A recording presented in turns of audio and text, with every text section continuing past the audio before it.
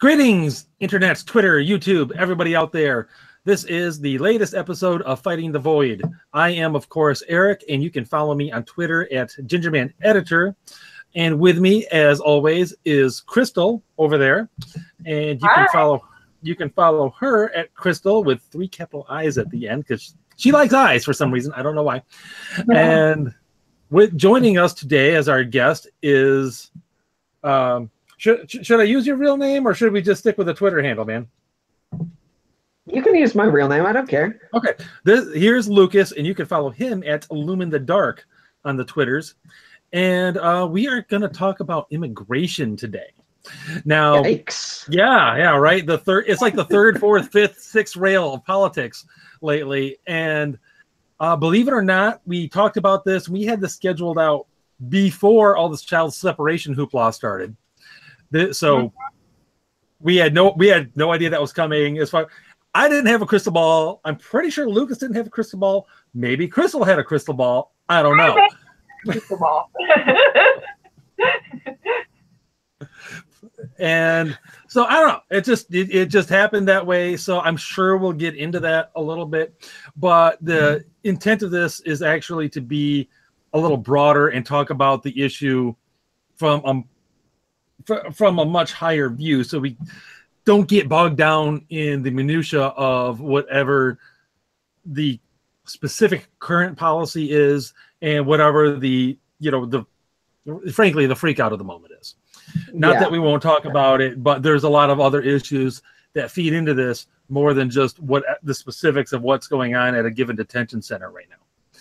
Again, we'll get there. Bear with us. Yeah, hopefully we learn something here. If you have questions, if you have comments, if you have fact checks, go ahead and leave them in the YouTube chat or on Twitter at Fighting the Void, of course. You can find us there. You can also send email, hate mail, whatever, to fightthevoid@gmail.com. And Crystal will be keeping an eye on the YouTube chat and the Twitter so that we can respond to your questions, comments, accusations of Nazism, whatever.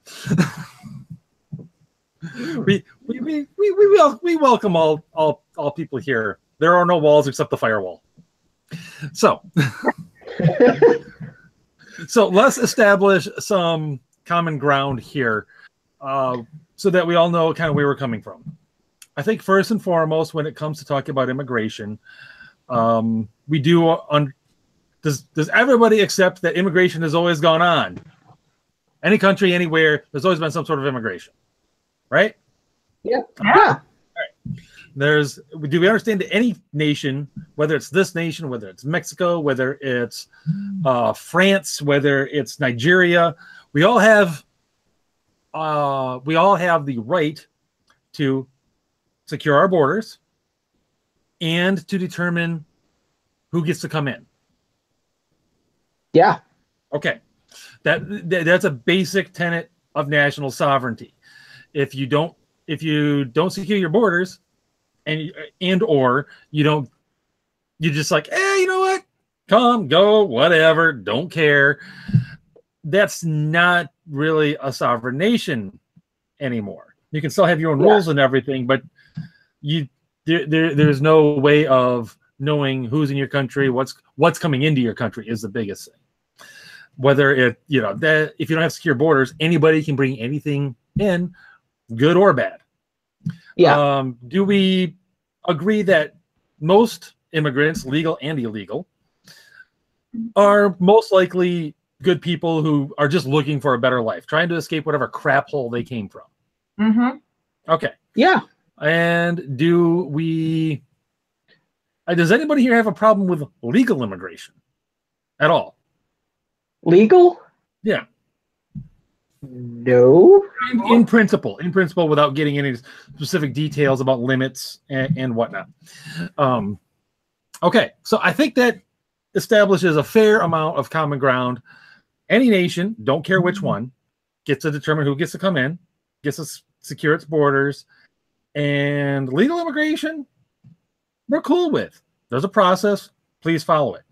What do you guys think about the current legal immigration system? How given how long it can take to get in legally. How do you guys feel about that? Magical and in no way broken, or maybe some tweaking? I would say definitely some tweaking, because there's a lot there that I've heard from people that there are areas where they make it like a total and a complete pain in the neck to get through. Yeah. And then there's some areas where they seem oddly lax in, in criteria. Because I mean, it would have to be, because like I said, if other areas are problematic, then there's going to be ones that make you scratch your head too. Like, that was oddly easy. Okay. There has to be do you have any examples in mind? I'm trying to think. I've got one. My brother's sister-in-law. She married a guy from Canada, and it was a total pain in the butt for him to actually, even though he was marrying someone here, he was essentially getting a green card. It was still a massive, huge pain in the butt process. I mean, this guy had a job. This guy had no record whatsoever. As squeaky clean as they come. And it was really, really hard for him to get in. Or a more famous example, actually, is none other than Roaming Millennial. Yeah. I don't know if she's actually managed to actually get citizenship, or, or like some long-term visa over here. Not yet. I don't know. But I know if she has made it over to the side of the border, again, coming from Canada, pretty much America's unofficial 51st state, right? Yeah. She had a really hard time going through that process and getting over here. For her, you can almost see, because she's been all over the freaking place. There's a reason her first name is Roaming. Yeah. But even so, yeah, again, no record, squeaky clean, good background, job, talented, so on and so forth. Why should that be hard? Exactly. And I know another YouTuber, Barbara for U2C, or whatever her handle is. Yeah. She's had a hard time, like, being able to just stay in the U.S. like she wants, like, because she's still trying to get through the process. I know he said it in several videos. Okay, yeah, I don't follow her as much as I do Roaming, but yeah, I know who you're talking about, and I remember her mentioning that she's having a hard time with the process as well, and she's from Slovenia. Okay, I was going to say, I from her accent, I know it's one of those areas. Yeah. So yeah, you gonna add something, Crystal? No, I'm just moderating today. And a fine job you're doing. Now, what about an example where you would say, "Huh, that seemed ridiculously easy"? Okay, that one is a little bit less examples there, but when you look at a system that has checks and balances, like if one area is really ridiculously hard, there's always going to be some area where there's a equal kind of a pitfall. Right. But I don't have any examples. I'm just kind of going off of an assumption, which we all know the rule on assuming things makes an ass out of you and me. One thing actually does occur to me, and that is the lottery system, where essentially it's, well, this area, we don't have that many people from here, so therefore we're going to give them preferential treatment. We're going to kind of speed them along, essentially, or is that the lottery system, or is that the quota system? One or the other. Essentially, and there was specifically one of the recent, within the last year or so, Terratex was a guy who got in on the lottery system from, I think it was Uzbekistan. And again, one of those things that's like, you coming in kind of easy there, buddy. And of course, you got chain migration too, which again, a lot of people don't like that term, chain migration. All it is the idea that somebody can immigrate over here legally, but then they get to essentially, once they're here, they get to say, oh, well, how about I bring over, my dad and my brother, and before you know it, his dad brings over his brother, and you've got, it's basically, there's no check on it. That's the problem with chain migration. It isn't limited to just immediate family. It's okay, you bring in this family, and then that person gets to start his own chain. So even if it was limited to just, okay, you can only bring your immediate family. The problem is, once that person's immediate family is over, well, their immediate family is a little bit different. Because if they can bring all of their siblings in, then, okay, before you know it, you've actually got second and third cousins once removed of the initial immigrant in. That's that's an easier route to go. And it comes from a good place. It comes from the idea that we don't want families to be separated. I get that. But then again, once upon a time, it was understood. Like, people just understood this, that, you know what, I'm going to go to America. Yeah, a lot of men left their families behind in the motherland, wherever it was, and they went to America and worked, and they earned enough money to get their families through legally through the whole process. There was no, at least to my knowledge, fact check me if I'm wrong, no, but to my knowledge, there was no preferential treatment. It was just, you know what, you go through the same process as everybody else. You made the choice to come over here, so there you go. As far as I can remember, throughout the 19th century and early 20th century, like, immigrants were just treated equally as bad. I mean, it went through phases where it was like, first it was the Irish that got treated really poorly, and then that kind of changed to like the Chinese and whatever else. But I feel like immigrants were equally looked down upon until they actually proved themselves. There's a lot of truth to that. And they've proven themselves in different ways, I think. The Irish, and there's different reasons for this. And maybe that's a topic for another show. But they became policemen, they became firefighters, they became bartenders all throughout New England. They got jobs that were important to the community, and eventually people got used to the idea that they were around.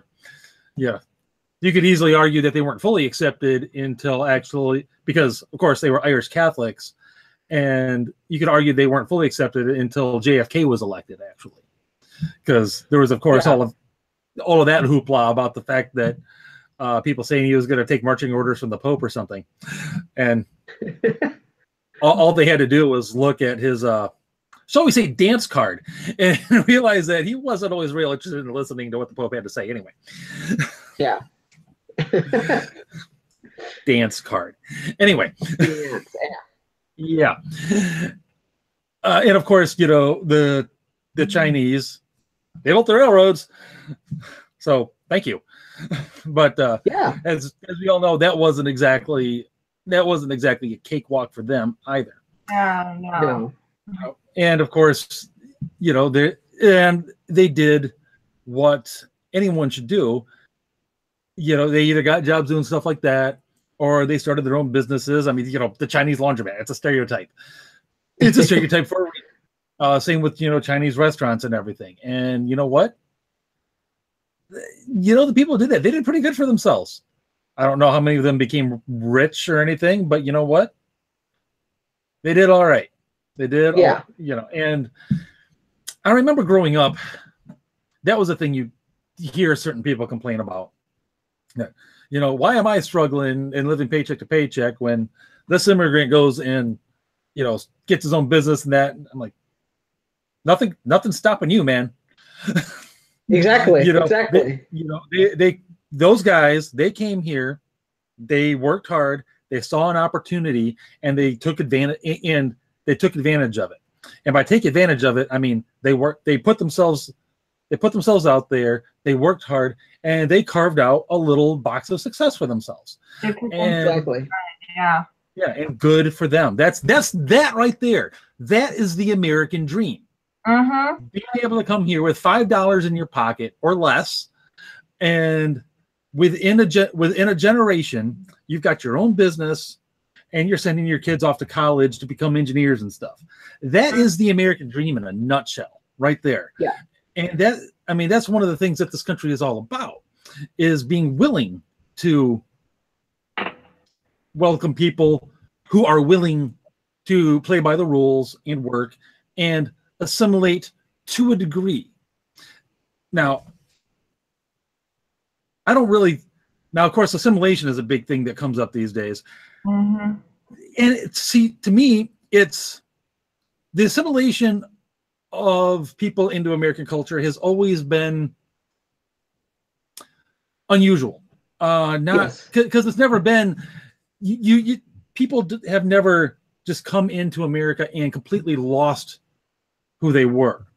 Yeah. No. They've always been able to hold on to a part of that of their culture, and it does come in, and it has, at least perhaps until recently, always. I would legitimately say enrich the culture. Oh, it has.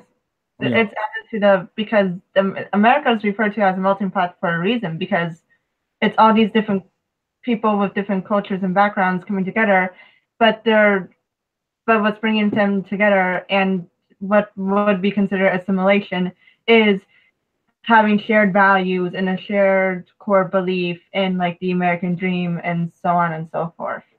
Right. And the shared values and everything, there's a lot to unpack just in that statement, really. We could spend 2 shows on that if we so desired. But it has been said, I think the first person to say it was a personal favorite author of mine, G.K. Chesterton. America is the first nation founded on a creed, founded on an idea. And, that idea is, of course, best laid out in the Declaration of Independence, that we are all endowed by our Creator with certain inalienable rights, among which are life, liberty, and the pursuit of happiness. And that has drawn people from all over the world. And of course, holding that together has been, until recently, and whether a person likes it or not, has been a shared basic Judeo-Christian morality. I hate the term values, but because it's just a cheap term for morality. Yeah. And that is what has held that, and that was something that was in common for most people coming into the country, not all. And nor should it be I don't, of course, believe it should be a requirement either. If you're willing to play by the basic rules and work hard and earn your way, come on in. I don't care. But of course, we do still have other issues to address. Of course. Just, and all of that was essentially preamble to lay the groundwork that we get that a lot of people come here looking for a better life, and that is a wonderful thing. I don't give a crap where they're coming from. If they want to make a better life for themselves here, that's great. Come on, you can live next door to me. Yeah, exactly. But there are still basic issues of security that need to be considered. And amongst that is making sure that our immigration is legal, that it goes through a process, even a horrible, broken one like ours currently is. And there's been nothing but argument about that, about how to do that for as long as I can remember. Now, Crystal, we've been one of the big things that has been debated, especially in the last couple of years, is whether or not to build a freaking wall on the border. Your thoughts?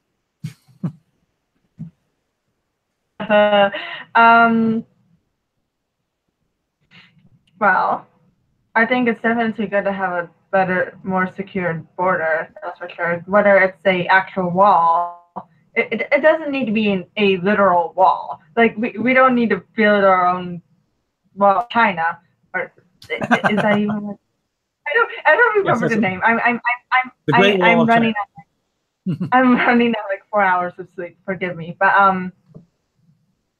yeah, I think having a strong border is good. Just in general, like even if we didn't have a really bad illegal immigration problem, it's always good to have a secure border to protect people, to protect American citizens and protect immigrants who came into here for a better life.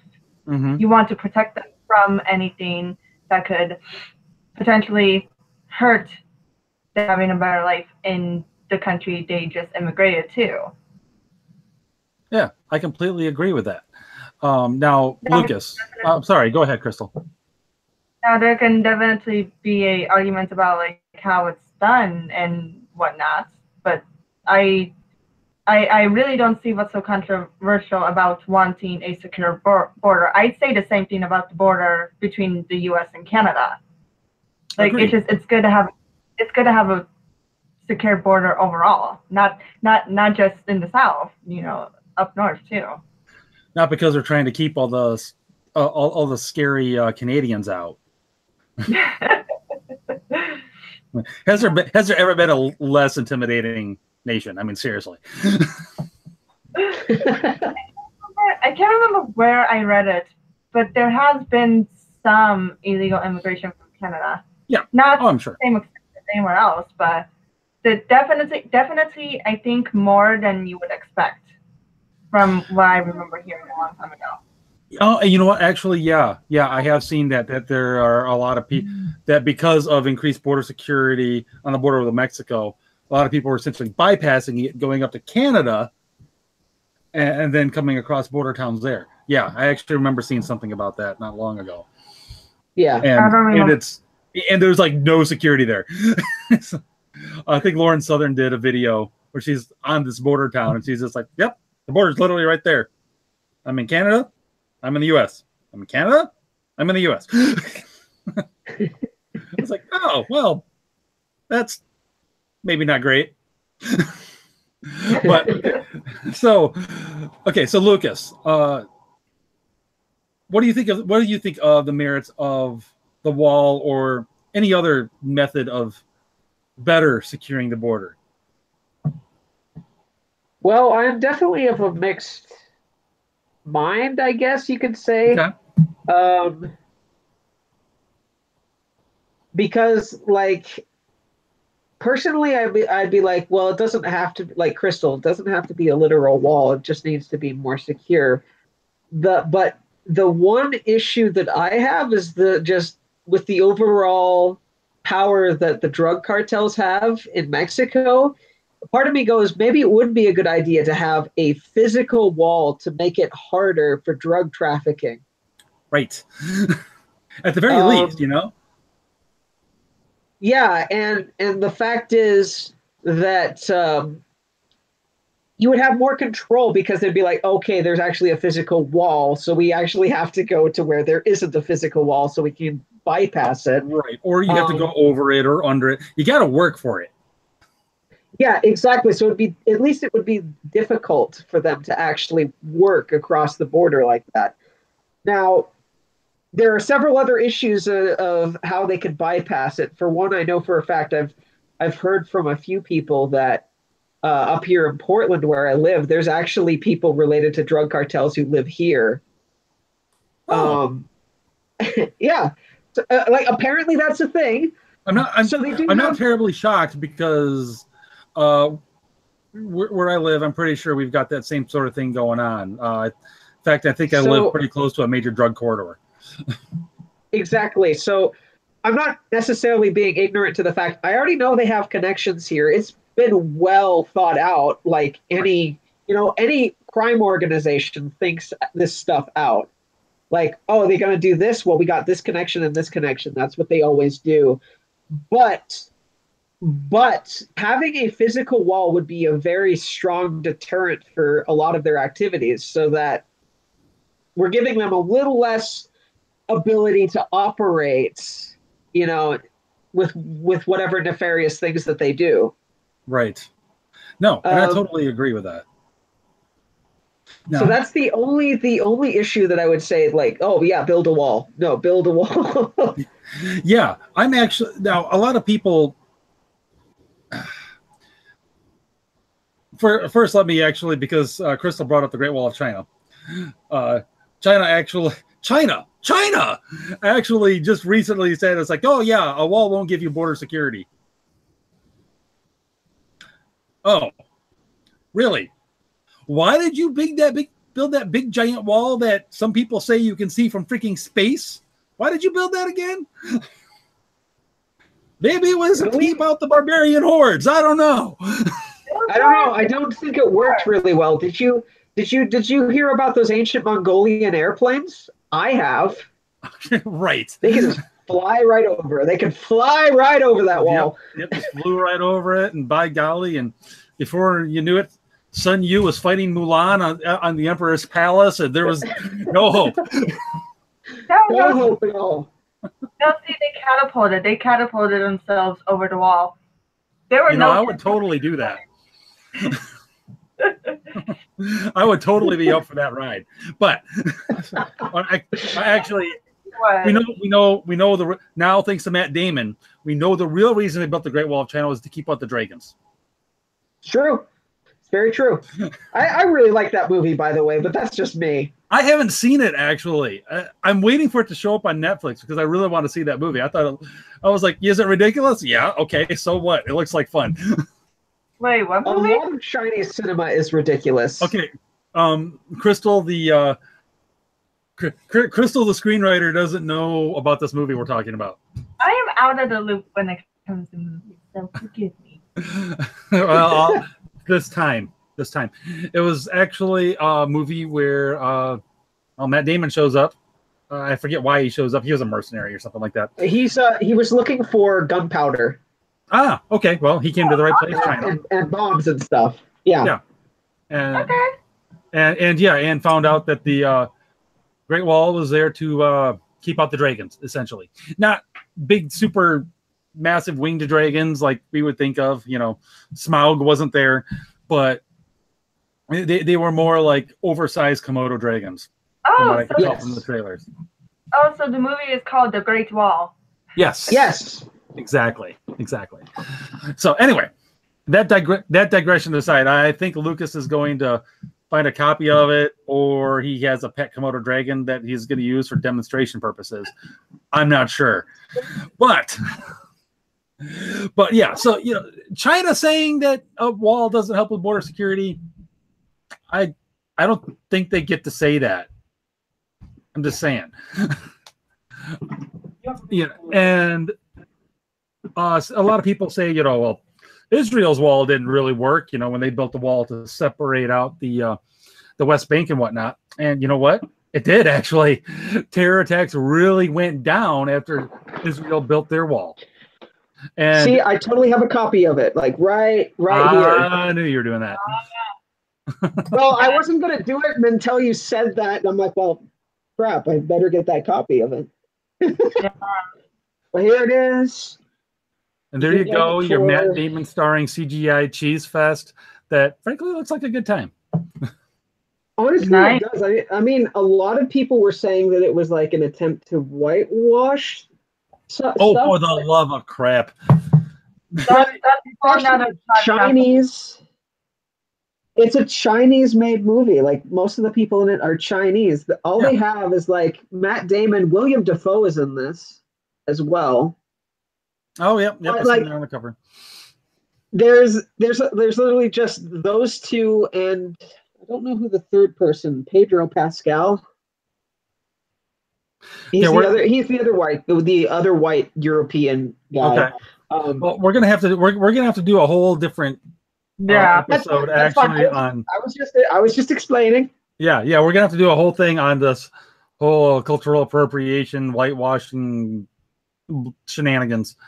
That is. I'm not trying to open that can of worms. Don't worry. Come on, we're talking about immigration. It's already a can of worms. What are we talking about here? I believe I opened with it's like all the extra rails of politics. Yeah. Like if you touch it, you incinerate. Pretty much. Yeah. So yeah, I was just discussing with Crystal while you were retrieving your artifact that a lot of people talk about Israel's wall too and say that that didn't help. No, it did actually. It actually, if you look at terror attacks before the wall, terror attacks after the wall, they really went down. And the fact that Israel lets everybody just, if they're willing to live in in Israel, mm-hmm. do their own thing. It doesn't matter if you're Palestinian or you're Arab, as long as you just you're cool with everybody doing their own thing there, you can live there. Yeah. Yeah. All you got to do is not try to wipe Israel off the face of the map. Exactly. All you have to do is just respect, okay, you have your place. That's cool. So I still don't understand how places like Israel or how people give our immigration policies a bad rap. Oh, we're trying to strip, right. They're trying to strip people of their culture. I'm like, have you not looked at Japanese history, like Tokugawa era politics and stuff like that for immigration? Literally, and I know this because I've read up on the Ainu because I'm kind of fascinated on small cultures who are actually on the verge of dying out because there's nobody practicing. But the Ainu, which is actually recognized as the indigenous people of Japan. Okay. I'm ignorant. I'm completely ignorant of this. You're totally educating me right now. Yeah. So they weren't actually recognized as the indigenous people of Japan until 2008. Wow. Okay. Interesting. So they kind of escaped from what most Japanese culture was because they were kind of on the outside. The Japanese were actually the invading party. So they went up to the North Island to get away from all of that. But when Tokugawa came in and unified Japan under that whole regime, he had those isolationist policies. So he went up to the Ainu and he said, okay, you can stay here, but you have to become fully Japanese. You have to practice this Japanese culture. You have to speak Japanese. You can't speak your own native language. You can't practice any of your culture. That has to go. The surest way to destroy a culture is to take away the language. And that's what he said. That's what he said. So you have to be 100% fully Japanese. There's no more of this Ainu stuff. If you don't agree to this, you either leave or you die. Well, then. Yeah. Yeah. I guess you have choices. You do have choices. But when you realize stuff like that happened in history, and it's probably not even unique to Japan. No.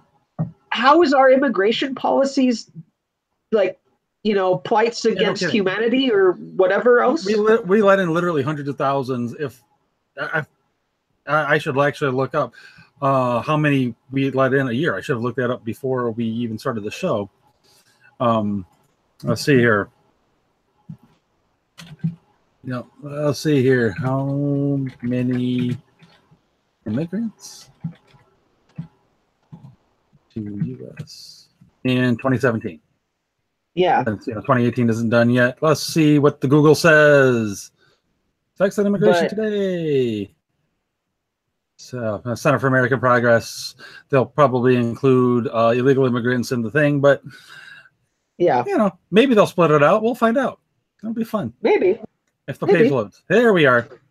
Okay. I just want a number, people. I don't want to. Today's immigrant population. Let's see. Oh, goodness gracious. I've got all kinds of other data in here. That's the problem of looking up these things. I know. I literally just want one number. Okay, unauthorized. Okay, well, it is split out unauthorized immigrants. Let's see. I just want a total number, man. That's all I want. It says approximately 43.3 million foreign-born people live in the United States as of when this came out. But let's see. I don't see a place where it actually just says how many came out, came over just last year. Yeah. Let's just look up yearly immigration. Yearly immigration. That should be better. Yeah, that should be. The real numbers. The real numbers. The real numbers. So, because they said real, it must be real. Legit.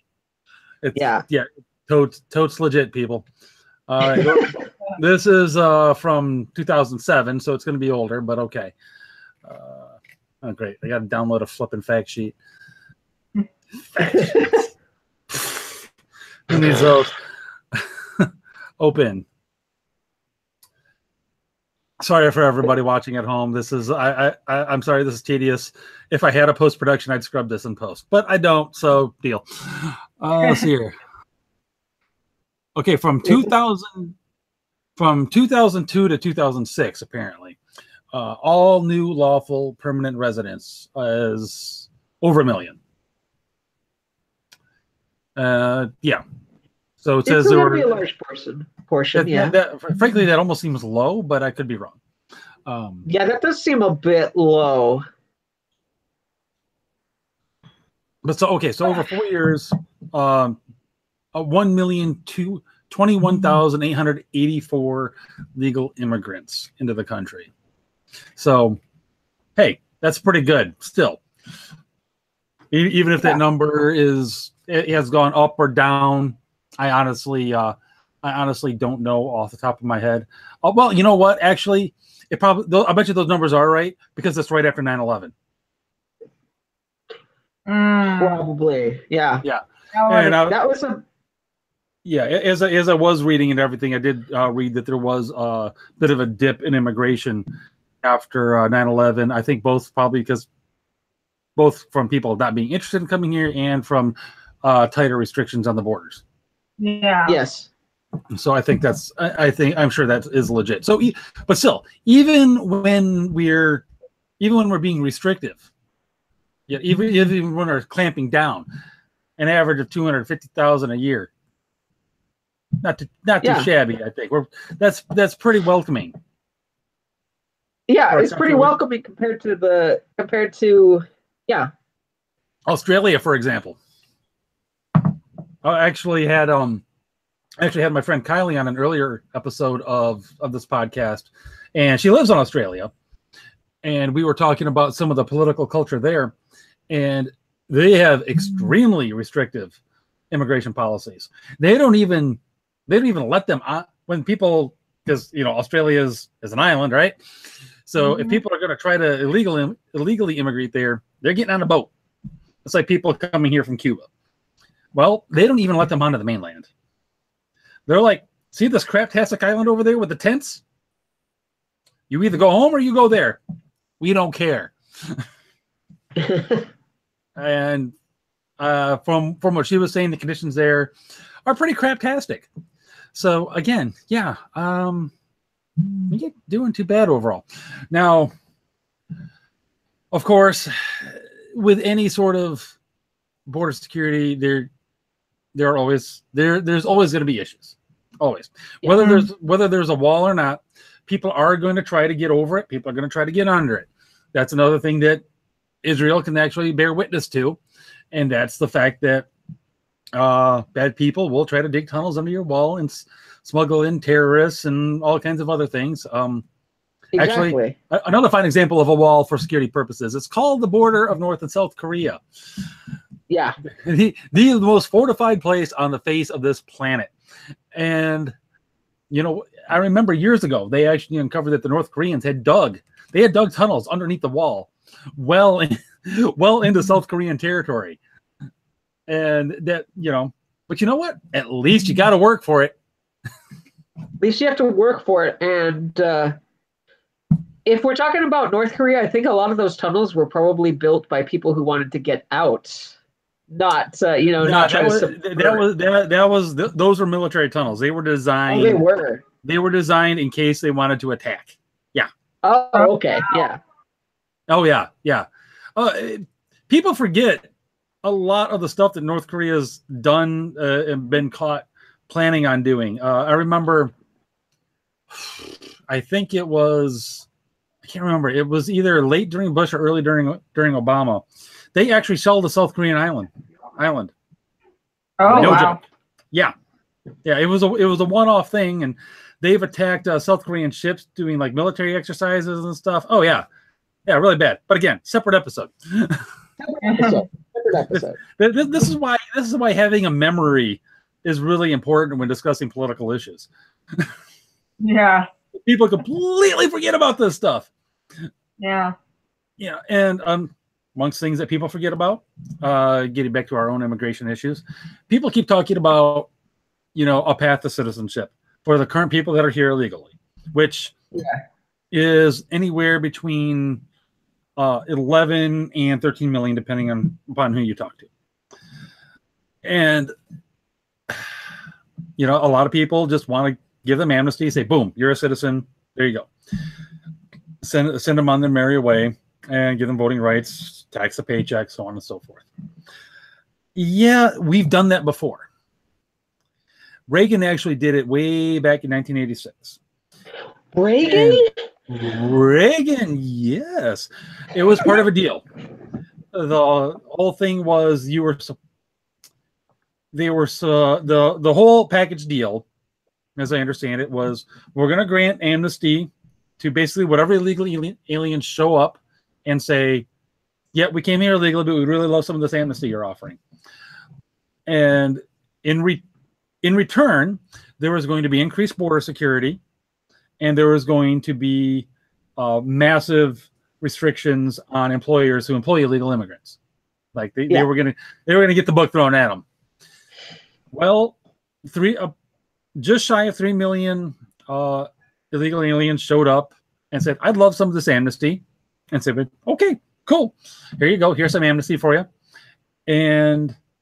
But the final bill actually got all the laws and everything that would punish the employers of illegal immigrants.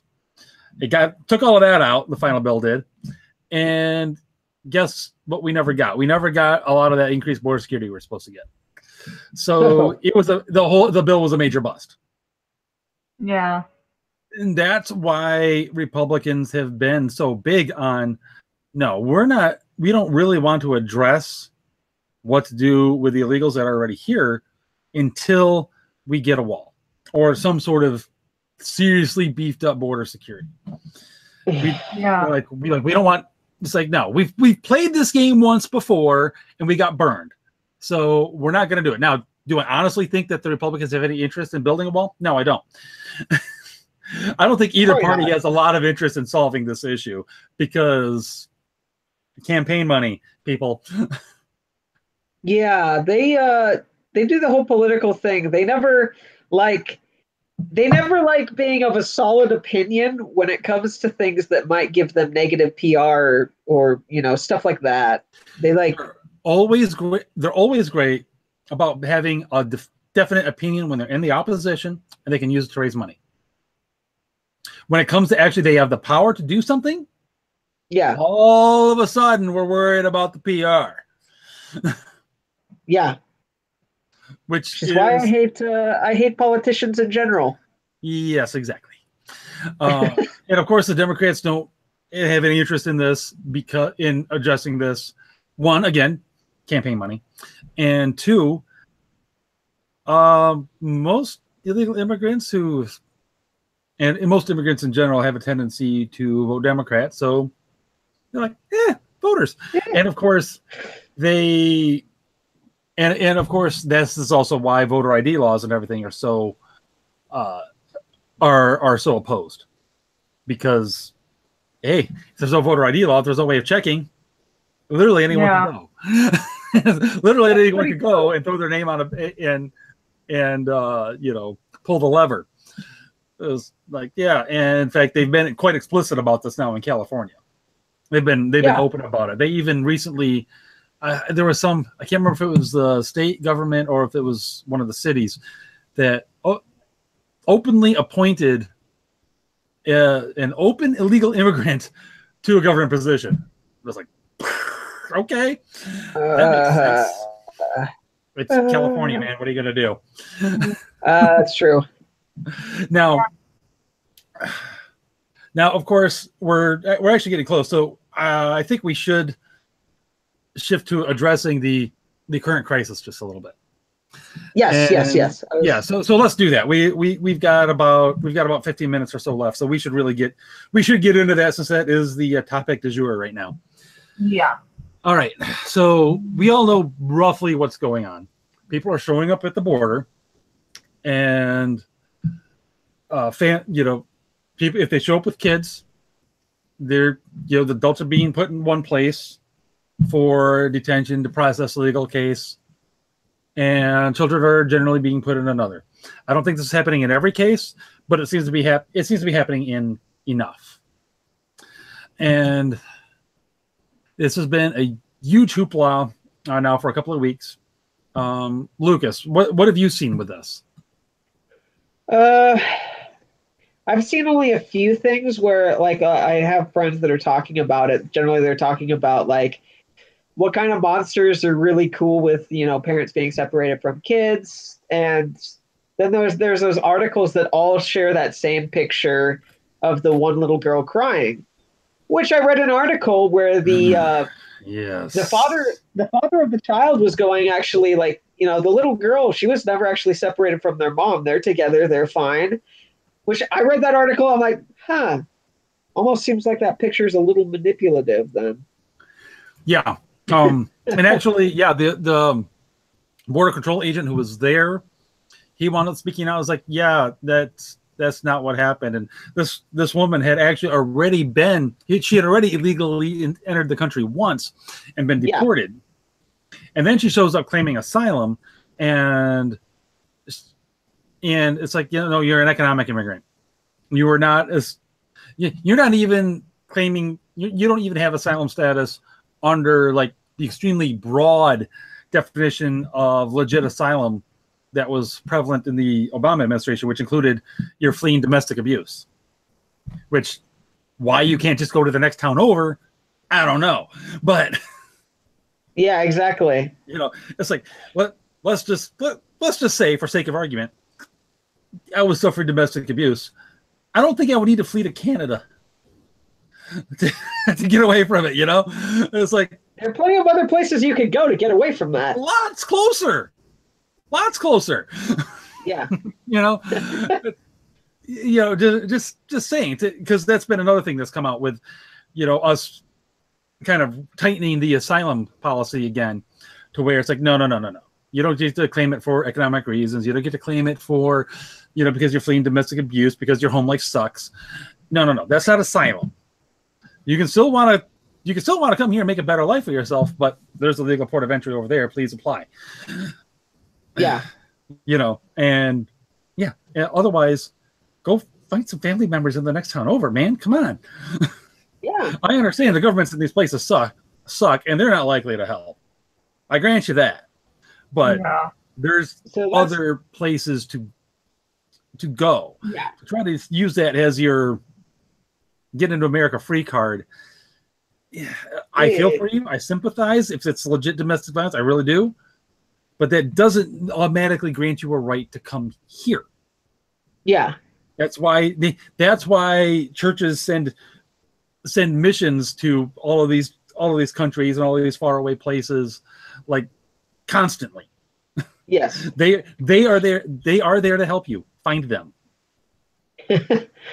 So, but that's essentially the extent of what I've known, what I've, like, randomly come across. So I don't know what the other of you two have read into it. Crystal, what have you seen about this, or what do you think about what's going on down there? I still need to read up more on it, but one thing that's kind of grinding my gears, if anything really that ends up coming to the surface, is this has been going on for years, and I'm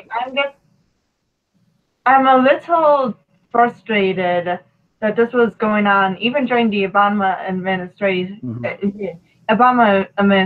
I think I heard it was going on prior to the Obama administration too. So it's been going on for even prior to that. So I'm just wondering, okay, this has been going on for how many years, and people are just now really speaking up about it. So I'm getting a little frustrated with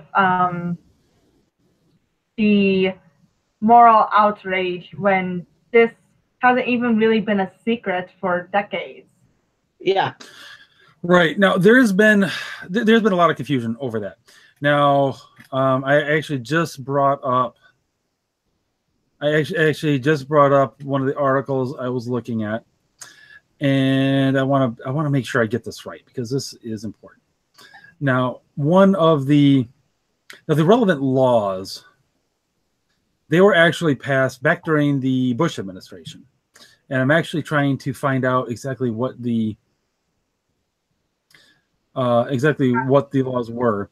Now, I do know it wasn't widespread that we were immediately separating children from parents until 2016. This was still during the Obama administration. This was ruled by the Ninth Circuit Court of Appeals. That the way they interpreted the law was that even for people crossing the border illegally, you can't detain children any more than 20 days. Oh yeah. It was like children who were unaccompanied, something like that. That had to be released after like 20 days or something to a legal guardian or a foster home, something like that. The Ninth Circuit Court of Appeals ruled back in, I think it was May of 2016, that this applies to people crossing the border illegally as well. So then it was now the law interpreted by the Ninth Circuit Court that if people are coming across the border illegally, you can't detain them as a family for more than 20 days. Okay. So this has only been the way you had to do it since May of 2016, as far as I understand. That doesn't mean it wasn't happening before. Children were, of course, detained under the Obama administration, but in all fairness, a lot of that was due to the massive influx of unaccompanied minors that were coming across. And they actually just had, I can't remember his name, but I think it was Obama's DHS secretary. He was on like MSNBC or something over the weekend where he did say, it's like, yes, we detained children and basically just downplaying, saying, we had to do it. We didn't like it, but, of course, nobody cared. But that's the way it was. And now what Obama was doing when families came across, he would, or anyone really, he would say, okay, you're here. Give us your name and your number and show up at this date for court, and we'll process your case, and we'll tell you whether you can stay or not. In the meantime, they got to go wherever the heck they bloody well wanted. So, and what I've seen is 37 to 39%, depending on, again, whom you ask, didn't bother to show back up. I'm surprised it wasn't more like 60% weren't showing up.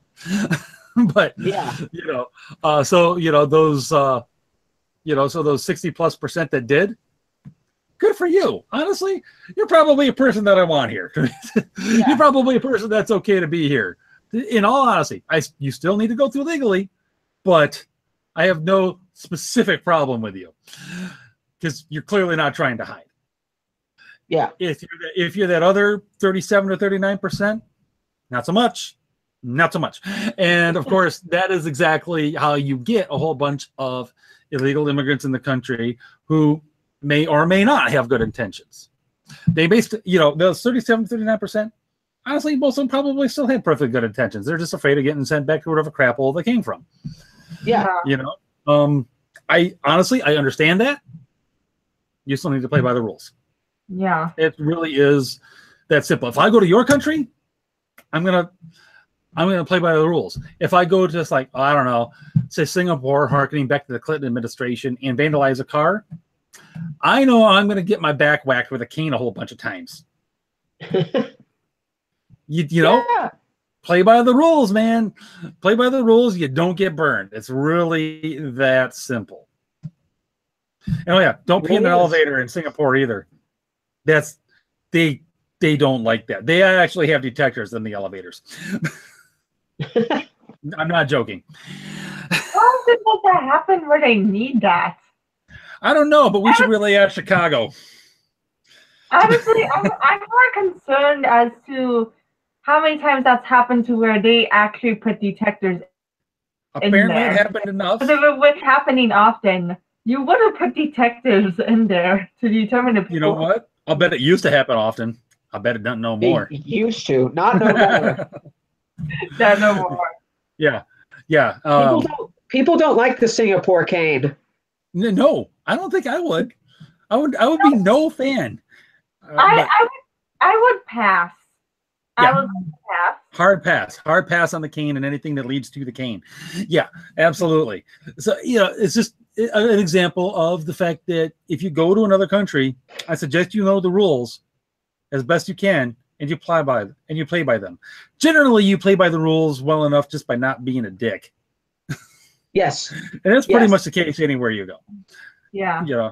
As a guy who's been to a few different countries, so long as you're not a dick, you're going to be fine. Yeah. If you have to beat up a taxi cab driver, you might have issues. Just yes. saying. No, I didn't do that. And so anyway, back to this family separation issue. So anyway, that's the basic background. It's been going on to some degree for a while. Yes, it is ramped up right now. A large deal was made before the family separation issue became a big thing about, oh my gosh, we're losing track of kids that come across the border. You know what? I read an article about that very issue from 2015. Guess who was president in 2015, people? Yeah. Yeah. Yep. It wasn't Trump. So is this something that needs to be addressed? Do we need to be able to track these kids better? Yes. It is not a uniquely Trump issue, though. Stop pretending that it is. It isn't. All right. It's not as though everything was rosy under Obama and everything is horrible under Trump. Okay. Or vice versa, for that matter. And just because people are pointing out that it was active in another administration doesn't mean they're not saying it's still not an issue. Exactly. Now, one of the things that upsets me about this whole family separation issue is that every picture we've seen that's supposed to illustrate this, every single one, at least that I'm aware of, I could be wrong, again, and anyone who's listening, please fact check me. Let me know if I'm wrong. Seriously. Every picture that I'm aware of has been fake. Everyone. Yep. And so, the initial thing was, again, kids in cages from 2014. There was another one that came out about a week after that. That was from a staged protest. There's, of course, the now infamous Time magazine cover, which, again, of course, Time is defending because, well, we got the details wrong, but the narrative was right. So what you're saying is your facts were all BS, but you told a good story? See, you're not supposed to be a fiction writer. Yeah. That's why you need to be careful about pictures that they use in articles, because it's all about theatrics and getting those people in all honesty, even if the story was 100% accurate, which I understand that it was not 100% accurate, nor was it, as I understand, 100% false. Because I think in the actual story they referenced that the mother and daughter weren't separated. You're still putting that cover on the magazine. That's what people see. That's what gets circulated. 99% more people see that cover than read the whole story. And I guarantee you the editors of Time magazine are not idiots. They know this. Yeah. People like, what? Go ahead. What's that? You want all your facts to be correct, because even one false fact is going to make people doubt your claim. Undermines the whole argument, exactly. And that's why honestly, that's why they increasingly suck at their job. It's like you are literally undermining yourself. You're making the whole story seem false. Yes. You know, you're making people completely doubt whether this is even happening. And I'm not saying that I doubt that it is. I believe that I believe that it is happening to, you know, to one degree or another. Do I think it's as bad as you're making it out? Honestly, I don't. Because another one of the pictures I saw of kids in one of these horrible detention centers was a bunch of freaking teenagers who looked very, very well clothed, very well dressed in a very nice facility, like they were all around a big screen playing freaking Xbox. So guess what? I'm not, you know, again, you're undermining yourself. When this is your example, I suggest you find a better one. Another picture was just circulating recently. It was a kid in Iraq from years ago. Like, oh my gosh, people, why do you suck so much at this? See, they're having the same problem that the auto industry had when they're like, they lost all that money. And they're like, oh, we need to get more money. Let's go to plead for bailouts from Washington. The first time they went, I don't know how true the story is, but it sounds like something blundering CEOs would do. The first time they went to Washington, all the CEOs from the company went in their own private jets. Yeah, that is true. That is 100% factually accurate. And then they're like, no, you're not getting any money from us. Get out. It's like, yeah, exactly. It's like private jets and stuff. It's like, do you know how to, you know what?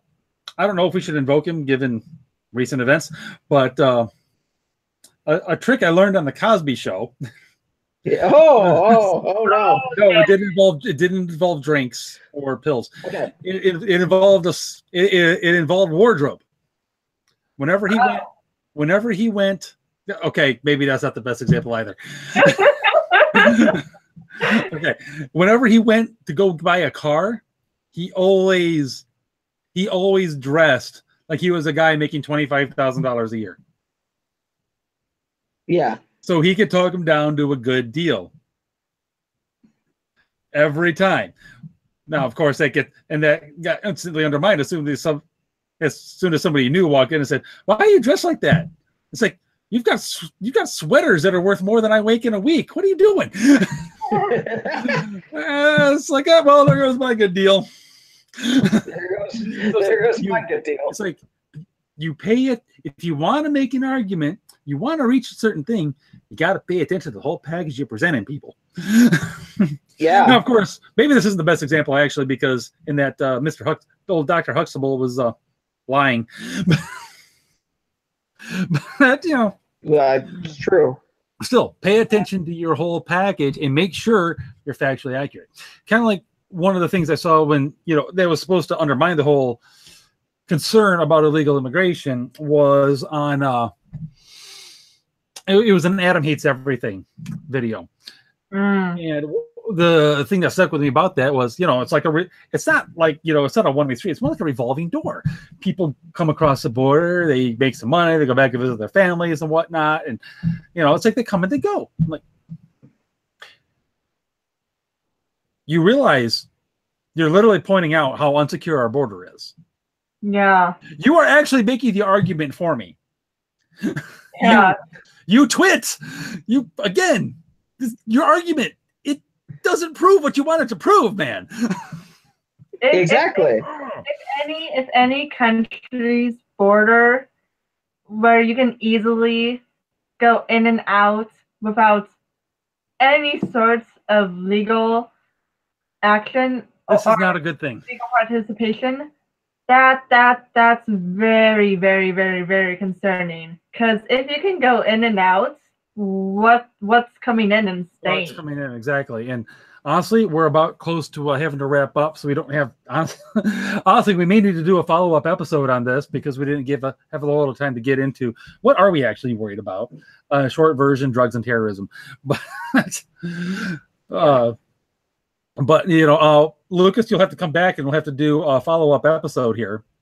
Yeah. Apparently, this is a long subject. It is. It really is.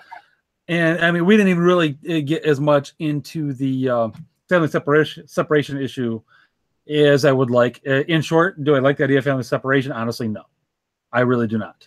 I don't even necessarily like the idea of using, what's that? I said, if you are a good person, you are going to be against family separation. Exactly. Do I love the idea of detaining the whole family in the detention center? Honestly, no, but you can't, honestly, I'm also not in favor of letting whoever comes across the border with a kid in their arms go wherever they want in the country. If it was up to me, it would be like, oh, you want to be a citizen of the United States? Do you want to apply over there? No? Okay, well, here's this bus. Get on that. We'll be taking you 100 miles that way. And and we're done. Yeah. But, and of course, another part, actually, a quick point before we go is part of the reason for the separation is a lot of these people are coming over and declaring asylum. Now, that process takes a lot longer than just processing, oh, you crossed the border illegally? Well, we know what to do here. But there's still a legal process that has gone through, even in those cases. But it's very quick. That takes like a day. So, before you know it, they're reunified and they're back on their way to where they came from. At least they should be, or they're detained together or whatever for a short period of time until they are sent back to wherever it is they came from. Yeah. Now, when you declare asylum, that's a much longer process because we'd like to know if the claim is legitimate or not. So we investigate said claim and determine whether or not, we should grant you asylum. And that can take longer than 20 days, which again is what is the limit where you can actually keep a child detained under the law as interpreted by the Ninth Circuit Court of Appeals, which again, I would like to point out is actually probably the most liberal court in the country. It just is. Any decision, just about any decision they make is something that conservatives hate and liberals like. Plain and simple. You can think that's a good thing, you think it's a bad thing. I'm not here to argue that right now, but the fact is they've got a reputation for being pretty left-leaning, and this was their decision. And Donald Trump is simply enforcing the law as interpreted by the Ninth Circuit Court, which everyone has been happy with him to do, to conduct the law according to the court rulings when it comes to every other immigration policy that he's put forth or tried to enforce. Yeah. Which again, maybe, that's another, maybe we'll discuss that in our follow-up episode as well. Suddenly this one, they want him to be a dictator and ignore the law. Yeah. The guy that they are insisting is literally Hitler is actually saying, well, I'm sorry, this is the law. I can't actually contravene it. I can't say don't enforce it. That's actually not part of my job description. We're all used to it from the last guy who sat in the seat saying, yeah, I don't think we should enforce that law. But that's not the way it's supposed to work. You can not like laws. That's fine. Advocate for them to change. You have that right as a citizen of this country. You have the right to advocate for the change of laws by writing your representatives, by peacefully protesting, by voting, of course, and writing your own articles and stories, doing your own videos online, whatever. Anything that you can do that's factually accurate to sway public opinion in the direction you want it to be swayed. Go out and do those things. Stop saying, well, this law sucks. You should ignore it because that's the right thing to do. Okay. There are perhaps a few limited circumstances where I might agree with that, but it's got to be really super serious. Yeah. Like really, really, really serious. And even then, you got to understand what you're doing, and you're setting a dangerous precedent. Yeah. And you're setting an expectation that people could follow. And as we all know, once you cross a line, that line tends to get pushed. Yeah. Farther and farther and farther and farther. So always be careful when crossing pretty much any line. Yeah. Know what's on the other side of it. Know what you want to happen. Understand the consequences of you doing that, and that other people are going to want to follow you and cross the next one. All right. And there's only so far you can push the envelope before it breaks. Yeah. So, on that cheery note, I actually want to give, because I've been doing most of the talking, I want to give you guys the final chance, final opportunity here to offer any final thoughts you might have. Lucas, as our guest, I give it to you first. You give it to me first. Oh, how about that? Final thoughts on what we've talked about today. Well, strong borders, actually vetting immigrants, good, because you want them to contribute something. Otherwise, you're not really a country. You're just playing pretend country, just letting them come in. And using that to help people who come here to seek a better life, help them grow. Use our policies to help them grow and take personal responsibility for themselves and their lives and their livelihood. All good. Keeping drug cartel out, also good. Why I think literal wall, like a literal physical wall, is a good idea. And I acknowledge it for what that is, good and bad. And then separating families, bad. You don't want to do that. So that is my last disjointed thoughts. Good enough for me. I think that's a perfectly fine takeaway. Crystal. Simple and plain, yes. Yes. Well, Crystal, anything you would like to add? Well, I pretty much agree with you two. And if there's anything else I'd like to add, it's that a lot of it is, it's not as much of a situation of absolutes that many people keep trying to make out.